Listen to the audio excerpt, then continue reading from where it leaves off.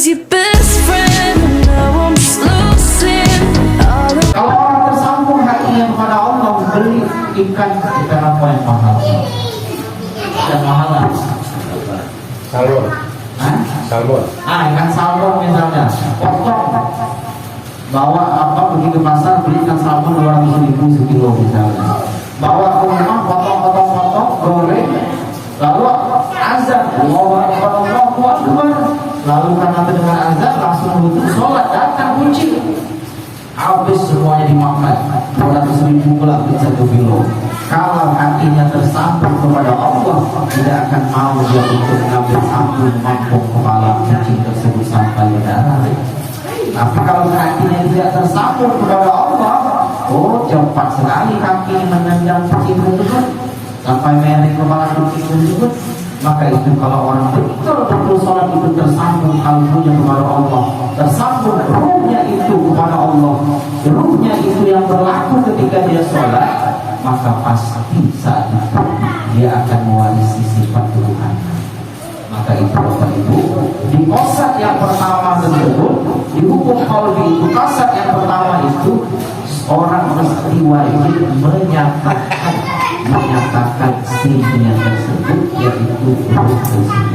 Maka itu Bapak Ibu, mulai dari syahadat sampai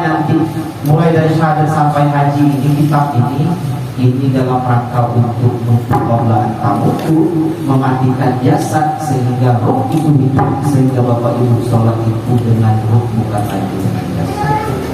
Maka itu Bapak Ibu, rasa-rasakan betul Bapak Ibu bahwa kita ini tak ada. Rasa-rasakan jasad kita disimpan seperti kontrakan yang dikontrak oleh guru.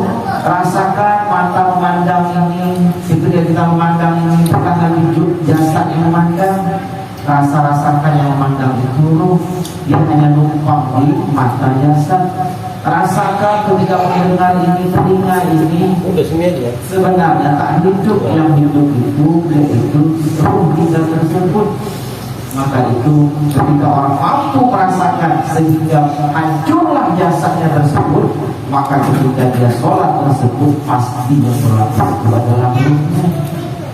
Maka itu kita baru saja lewat kemarin, yaitu Ramadan. Ramadan itu pun sebenarnya dalam rangka untuk mematikan jasad, melaparkan jasad dan meringankan ruh tersebut. Maka itu Bapak Ibu, tingkatan pertama dalam hukum qalbi itu adalah namanya qasad.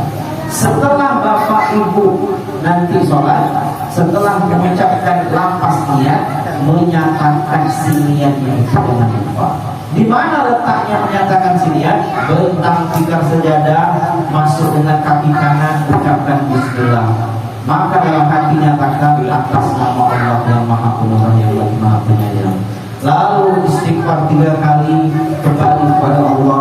Salawat 3 kali, karena salawat ini betul-betul sampai kepada Allah. Lalu dalam hati katakan, ya Allah, jasad dan ruhku ini berasal daripada Muhammad.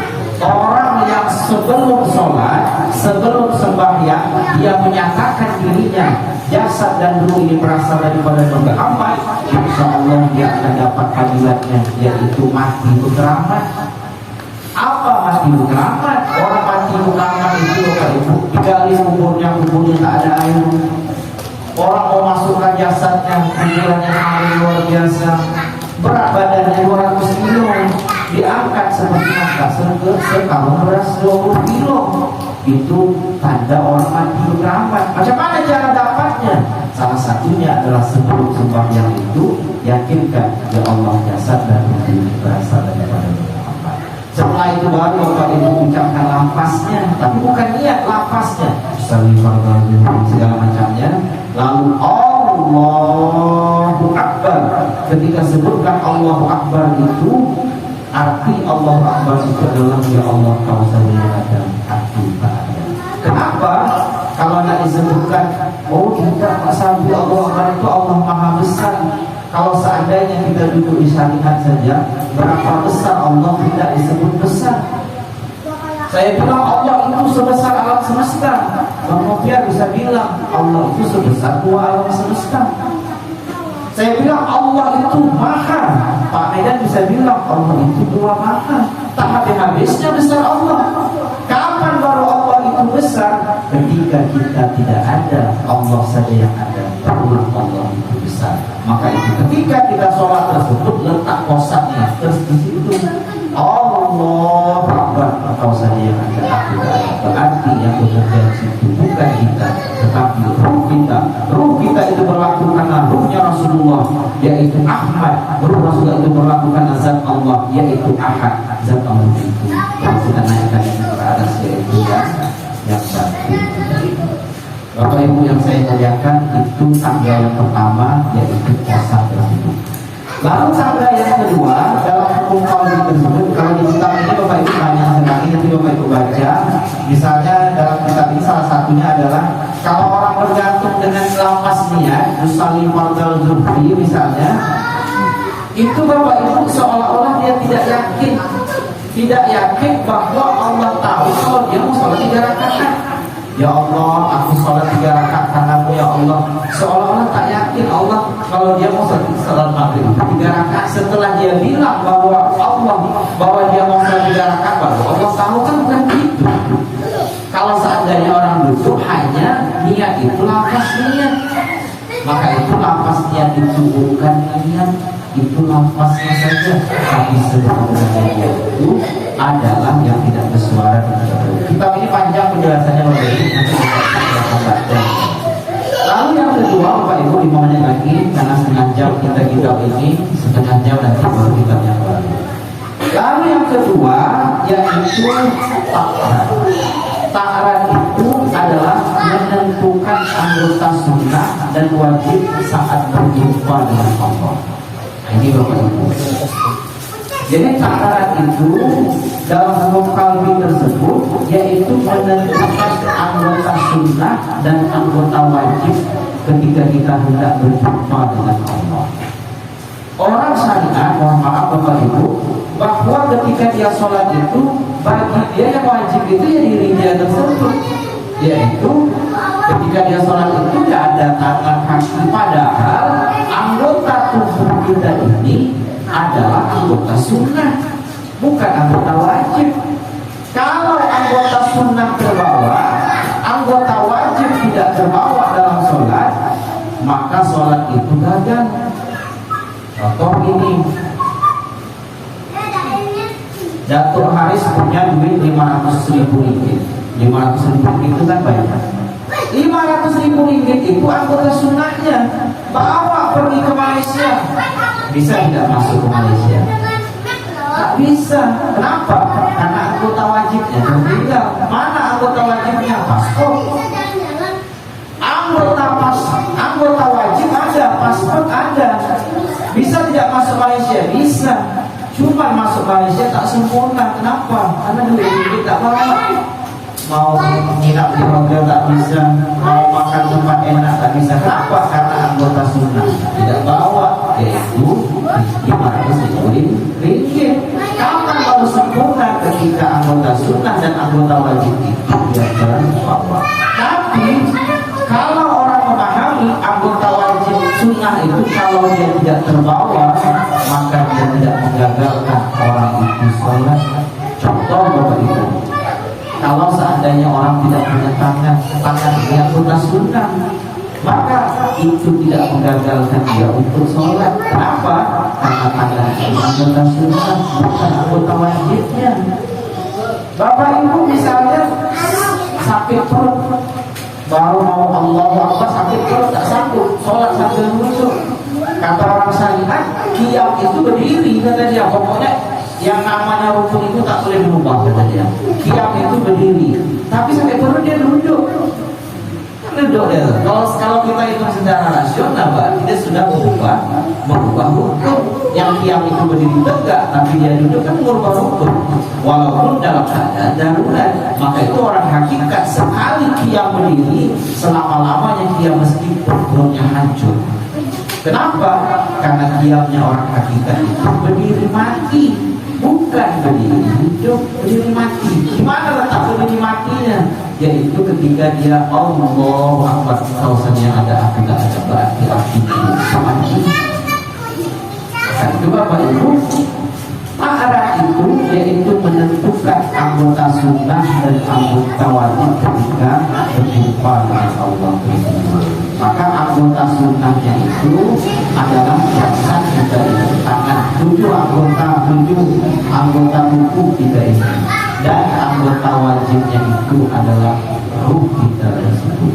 Mata ruh, tangan ruh, kaki ruh, telinga ruh, semuanya wajib ikut dalam sholat tersebut.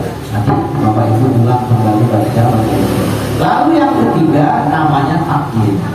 Taklid ini yaitu menentukan waktu. Ini menentukan waktu Bapak Ibu. Orang sekarang Bapak Ibu kebanyakan sholat itu bergantung dengan jam dinding, bergantung dengan jam tangan. Nanti dia tengok, oh belum lagi masuk zuhur, kalau udah lewat 1 menit juga waktu sholatnya, bergantung dengan jam dinding. Maka itu dalam kajian ilmu hakikat umum qalbi itu ada namanya taklid, bahwa orang sholat itu wajib dia bergantung kepada waktu, bukan kepada masa.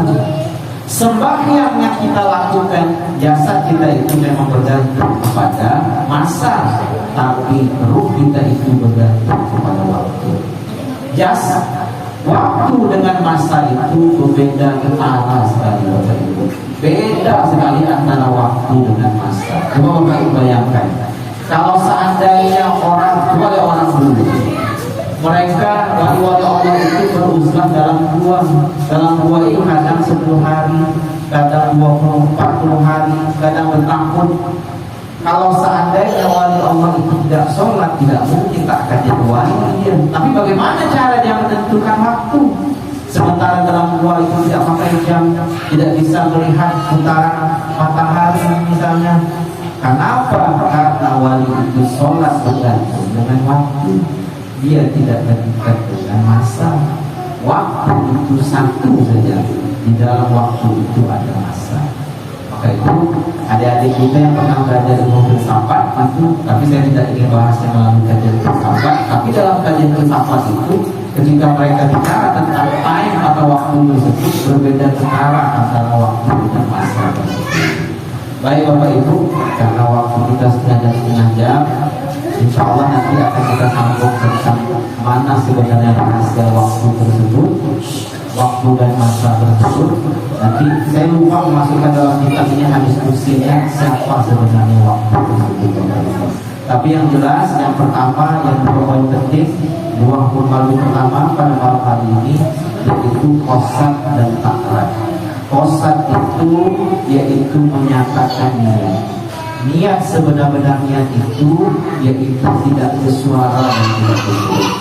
Yang kita ucapkan di ujung lidah dan utara dalam hati tersebut itu lafaznya, bukan si niat tersebut. Niat itu dia tidak bersuara dan tidak bersuara. Siapa dia? Yaitu ruh kita tersebut. Ruh itu berlaku karena ada ruhnya Rasulullah yaitu Ahmad. Nah nanti tentang Ahmad ini pun nanti akan kita bahas di sini Bapak Ibu. Ahmad itu itulah si yaitu Nur Muhammad Latifah Rabban namanya. Itu yang hadir. Ya ada nanti yang hadir yang baru. Nanti di martabat 7 insya Allah akan jelas sekali kelihatan mana Nur Muhammad yang hadir, mana Nur Muhammad yang baru. Ini nanti dalam kitab ini Bapak Ibu. Jadi ketika Bapak Ibu sholat, niat itu, qasad itu letaknya pertama buka sajadah, masuk dengan kaki kanan, sebutkan Bismillah atas nama Allah.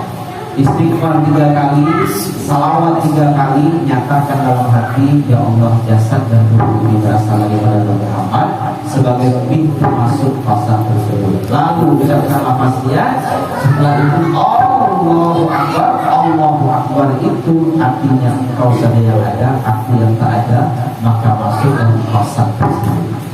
Nah yang kedua, takrad, yaitu menentukan mana anggota sunnah dan anggota wajib. Tangan kita ini anggota sunnah, tak ada tangan tetap wajib sholat. Kaki kita ini anggota sunnah, kalau tak ada tetap wajib sholat. Sebab apa?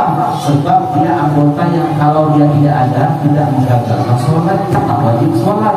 Tapi Bapak Ibu lengkap punya anggota badan, anggota wajib tidak terbawa, maka sholatnya itu gagal. Maka anggota yang wajib itu adalah anggota ruh, kaki ruh, tangan ruh, mata ruh, telinga ruh, mulut atau lidahnya ruh. Mungkin inilah kajian kita pada malam hari ini Bapak Ibu, berkenaan dengan kita hanya jauh hari mengenal manusia. Baik Bapak Ibu, saya ingin memperkenalkan kitab kita yang baru.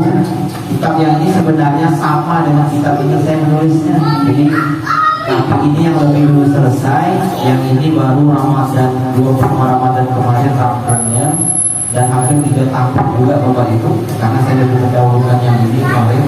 Yang ini yang sudah selesai, dan insya Allah nanti kalau seandainya kami saya akan kami bertanya, dan nanti saya akan ijazahkan kitab ini kepada Bapak Ibu. Bapak Ibu, kitab ini isinya 6 bab, dan kitab ini saya tidak izinkan kepada orang untuk diperbanyak dan diperjualbelikan. Kitab pengajian ini memang saya tidak jual, memang saya wariskan dan saya diselesaikan untuk. Jadi memang saya tidak wariskan, tidak jual. Kalau mau silahkan fotokopi atau boleh dia beli, misalnya kita fotokopikan ke harga. Kitab ini isinya 6 bab. Bab yang pertama yaitu menceritakan tentang pentingnya mengenal Allah. Dan di dalamnya juga nanti akan bicara tentang syirik khafi, syirik jali, syirik khafi, dan syirik khafi bil khafi. Dalam Al-Quran Bapak Ibu disebutkan Allah itu akan mengampuni seluruh dosa terkecuali syirik. Kalau Allah bilang aku tidak akan mengampuni dosa syirik dan mengampuni dosa seluruhnya, jadi mulai hari ini Bapak Ibu jangan urusi dosa yang lain, karena dosa yang lain itu kalau terbuat pun belum kita bertobat Allah tidak ampunkan. Tapi yang kita fokus itu adalah syirik. Dan syirik ini Bapak Ibu 3 tempatnya: syirik jali, syirik khafi, syirik khafi bil khafi. Syirik jali ini syirik yang nyata, ini mungkin orang udah tak jarang melakukan. Tapi syirik khafi dan khafi bil khafi ini, jangankan orang yang ingkar, orang yang ahli ibadah, orang yang punya gelar profesor, orang yang punya gelar kiai itu masih banyak terjangkit dengan syirik khafi bil khafi. Maka itu Bapak Ibu, untuk memahami nanti ini pada bab yang pertama Bapak Ibu. Sampai nanti di kitab ini saya juga menyebutkan cara untuk keluar dari syirik tersebut. Dia ada obatnya, dan kalau kita minum obatnya tersebut baru syirik itu lepas ketiga-tiga dari kita. Kalau tidak lepas yang 3 ini, alamat sudah kita terangkan obatnya. Kalau yang 3 ini masih ada di kita, sia-sia ibadah kita yang banyak. Kalau yang 3 ini masih ada pada kita, maka kita mesti harus tahu cara keluar dari syirik. Bab yang kedua ini menceritakan man arafan nafsahu faqad arafa rabbahu wa man arafa rabbahu fasada jasad. Guru saya Bapak Ibu namanya Abu Yata Branda, emaknya wali. Jadi guru ini namanya Abu Yata Branda, emaknya wali. Waktu dia suruh anaknya masuk pondok pesantren, nah kata dia, ini duit bawa keliling Indonesia, cari pesantren. Yang di pesantren itu cari orang yang paling dekat dengan kiai, cari murid yang paling dekat. Kalau dia bisa jawab makna man arafa nafsahu faqad arafa rabbahu, mondok di situ. Kata Mas, 32 pesantren yang dilewati keliling Indonesia, 1 cuma ketemu, yaitu di Bali. Baru dia mondok sampai selesai di waktu itu. Dengan beliau saya dapat ijazah Nurul Muhammad dan ijazah yang lain yang beliau saya dapat. Karena kalau Bapak Ibu pernah lihat di TV Habib Bahar Smith misalnya, Habib Bahar Smith itu murid dia, itu muridnya dulu. Murid dulu saya memang dari pesantren itu memang bunga juga orang. Habib Bahar muridnya dulu saya tersebut, Abu yang tersebut. Ternyata man arafa nafsahu faqad arafa rabbahu itu dalam segala pemahaman seandainya orang kenal diri itu segera langsung kenal dengan Allah, maka dokter-dokter Cina yang mereka kenal dengan diri itu pasti mereka bersyahadat. Tapi dokter-dokter yang ahli diri tersebut, ahli jasa tersebut tak juga bersyahadat. Menunjukkan orang mesti harus tahu siapa sebenarnya diri tersebut. Man arafa nafsahu. Bukan diri kita yang ini. Kalau diri kita yang ini tak akan sampai kita kepada Tuhan. Tapi diri yang bukan diri ini, karena diri ini tak ada. Diri yang mana? Hanya di bab 2 di bab itu berkenaan dengan man arafa nafsahu faqad arafa rabbahu. Lalu di bab 2 ini banyak sekali sampai 5, 6, 7, 8, 9, 10, sampai 15 poin. Dan di bab 2 ini saya juga menyebutkan tentang rahasia hamba Allah pada kita. Selama kita ngaji di sini, saya tidak pernah menyebutkan secara langsung tentang hakikat dari hamba Allah secara baru. Kemudian pernah saya sebutkan, ada beberapa yang langsung itu saya sebutkan rahasia hamba Allah secara. Orang yang tahu hakikat dirinya hamba Allah pada tingkatan ruh, lalu dia yakini, sadar dan yakini, maka dia duduk di makam insan yang kamil. Orang yang tahu rahasia hamba Allah itu secara jasad dan ruh, lalu dia yang sadari dan yakini, lalu disembunyikan, tidak diucapkan di ujung lidah, dia sembunyikan, maka dia duduk di makam insan yang kamil. Dan nanti saya akan jelaskan bahwa itu tentang di halaman 58 ini, yang ini skema tentang rahasia diri kita. Di mana kita datang, kemana kita balik, siapa sebenarnya Allah, siapa sebenarnya kita, siapa sebenarnya Rasulullah. Di sini berbeda. Maka teranglah siapa kita. Maka orang tahu hakikat dirinya, tahu dari mana dia datang, tahu kemana dia pulang, berarti selamatlah hidupnya, karena dia sudah punya jalan untuk sampai kepada Allah Subhanahu wa Ta'ala. Lalu bab 3, bab 3 ini baru martabat 7. Pernah dengar ya martabat 7? Ibu pernah dengar? Mungkin Abu Ya dulu pernah cerita tentang martabat 7. Ada martabat ahadiyah, wahdah, wahidiyah, martabat ruh, martabat mitsal, martabat ajzam, dan martabat insan. Insan itu kita ini orangnya. Nah, 7 martabat ini wajib kita tahu.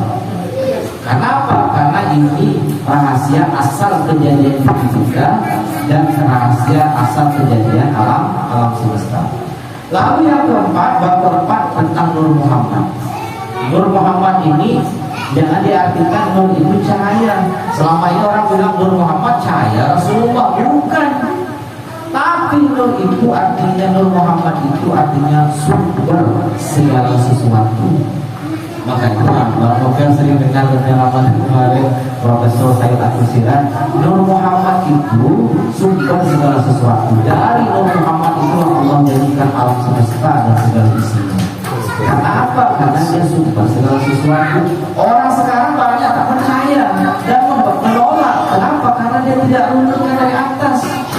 Karena tahu Muhammad mana lah katanya. Tapi kalau dia runutkan dari atas siapa Allah tersebut, turun ke bawah, yaitu Nur Muhammad tersebut, Muhammad awal, hakikat Muhammad baru muncul Nur Muhammad, maka orang mengerti apa sebenarnya Nur Muhammad tersebut. Lalu baru nanti beda antara Muhammad pangkat kenabian dengan Muhammad hakikat ketuhanan. Jasadnya Rasulullah, pangkatnya kenabian. Ruhnya Rasulullah, pangkatnya hakikat ketuhanan. Lalu bab 5 Bapak Ibu baru, yaitu ini yang perbedaan hidup dan mati orang syariat, thariqat, hakikat, makrifat. Dalam kitab ini saya sebutkan sejelas-jelasnya berkenaan dengan kayak mana hidupnya orang syariat, macam mana matinya orang syariat. Macam mana hidupnya orang thariqat dan macam mana matinya orang thariqat. Macam mana hidupnya orang hakikat dan macam mana matinya orang hakikat. Macam mana hidupnya orang makrifat dan matinya orang makrifat. Saya menuliskannya sebagai motivasi bagi kita untuk naik mati di tingkat orang makrifat. Hidup di tingkat orang makrifat, mati pun di tingkat orang makrifat. Kenapa? Orang makrifat itu tidak mati, balik kembali ke dunia. Banyak sekali Bapak Ibu, tuan-tuan guru itu hidup sampai hari ini. Salah satunya Abah Terus Kumpul saya ini bin Abdul Ghani, waktu haulnya orang Dayak pedalaman bingung, kok kata dia guru kami dihauli orang, kami masih belajar sama dia di pedalaman suku Dayak, ini orangnya, ini fotonya tak berbeda Bapak Ibu. Kenapa? Karena dia tidak mati, sebenarnya hanya pindah alam. Maka itu kita mesti duduk di makam.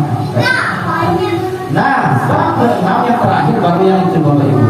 Yang gambar tegak orang itu yang di atas kepala itu mim, tengah-tengahnya ha, pinggangnya mim, kakinya itu dal Muhammad, dari bawah minallah lillah billah, naik ke atas mujahadah, muraqabah, mukasyafah, musyahadah, lalu ihsan waru, mutu qabla antamutu, pana billah, tawakal, qanaah, sabar, baru ridho. Ini tingkatannya. Jadi orang yang menyatakan dia sudah ridho, dia masih harus tangga bawah dulu, minallah dulu. Kalau minallahnya tidak selesai, jangan aku sudah ridho dalam hidup. Kalau bilahnya belum selesai, jangan menyatakan sempurna sabar kita, jangan menyebutkan sempurna dulu qanaah kita. Kalau minallah billah itu tak selesai, mujahadah itu susahnya minta ampun. Sudah itu muraqabah itu juga sama, mukasyafah itu juga sama, musyahadah itu juga sama, susahnya luar biasa. Saya diskusi dengan kawan saya, ada kawan saya sembilan itu sama seperti saya juga, punya majelis seperti ini juga. Lalu diskusi yang saya dengan dia, bagaimana cara menyampaikan mujahadah dengan membaca karena orang hakikat banyak jatuh balik gara-gara di mujahadah. Jadi orang hakikat belajar ilmu hakikat lama, dia banyak jatuh balik ke bawah gara-gara tak selesai mujahadahnya. Jadi mujahadahnya susahnya minta ampun. Mujahadah itu mengesahkan Allah dalam hidup. Kalau seorang lain mudah, tapi ketika dibawa ke diri kita susahnya minta ampun. Maka itu Bapak Ibu, guru saya, istrinya pemarah, sudah saya bilang, kalau memang pemarah, tapi tak pernah saya melihat dia itu mau menceraikan istrinya, tak pernah. Marah-marah menteleng istrinya, tak pernah. Padahal kalau saya datang ke rumah istrinya marah itu langsung saya ngambuk, pokoknya Anda yang ngomong.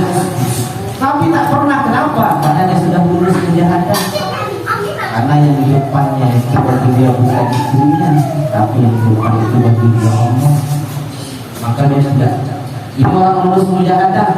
Kalau melihat orang mudah kita Bapak Ibu, saya bilang Pak Medan sabar, sabar aku ini bukan Tuhan katanya. Kalau orang mudah kita, tapi ketika bawa ke diri kita, mujahadah itu beratnya minta ampun. Ini beratnya minta ampun nih. Orang yang sampai di atas, sampai tingkat itu, maka dapat pula seperti saya nanti Allah. Maka itu hidup itu tingkatan paling tinggi. Kalau ini selesai, maka sempurna lagi kita berarti insya Allah kita selamat dunia dan akhirat. Inilah isi kitab kita ini Bapak Ibu, yang insya Allah akan saya sampaikan pentingnya. Nanti untuk semuanya Bapak Ibu silahkan dibaca atau ini, insya Allah nanti akan kita berbanyak dan akan kita mungkin inilah pada malam hari ini Bapak Ibu. Terima kasih banyak. Silakan di habis dah habis. Saya dikasih 2 kursi. Silakan di awal dimakan. Adanya ini ada pindahkan siaga. Terima kasih banyak. Assalamualaikum warahmatullahi wabarakatuh. Yang mau buka aja buka.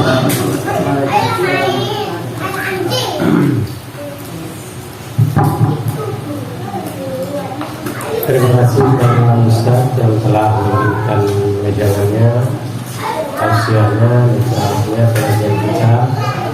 pada malam hari ini. Semoga dari apa yang telah disampaikan beliau menjadi pelajaran dan kita bersama, terutama untuk diri kita masing-masing. Dan perihal masalah kitab warna merah itu,